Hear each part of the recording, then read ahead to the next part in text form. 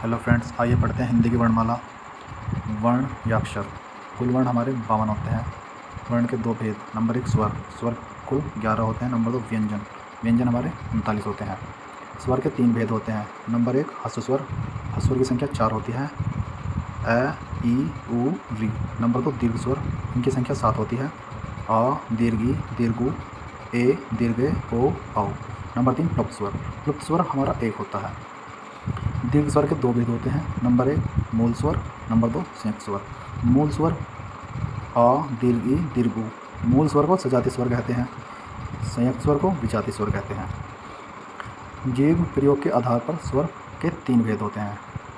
अग्र स्वर, मध्य स्वर, पश्च स्वर। याद करने का तरीका, पश्च स्वर को याद करना है बस, क्योंकि इसमें 3 की आकृति दिखाई देगी हमें। 3 की आकृति अ, उ, ओ, औ। मध्य स्वर ए। फिर अग्र स्वर क्या होता है हमारा ई, दीर्घ ई, ए, दीर्घ ए, री। मुख आकृति के आधार पर स्वर के 4 भेद होते हैं। नंबर 1 संवृत स्वर, अर्धसंवृत स्वर, द्विव्रत स्वर, अर्धविव्रत स्वर। संवृत स्वर, इसमें मुंह बंद होता है, जैसे ई, दीर्घ ई, उ, दीर्घ उ। अर्धसंवृत स्वर, इसमें मुंह थोड़ा सा खुलेगा, ए, ओ। द्विव्रत स्वर, इसमें मुंह पूरा खुलता है, अ। अर्धविव्रत, इसमें मुंह कम खुलता है, ए, औ।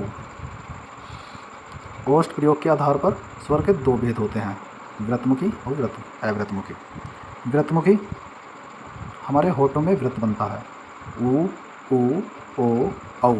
अव्रतमुखी होठों की आकृति व्रत जैसी नहीं होती, अ, ई, ए,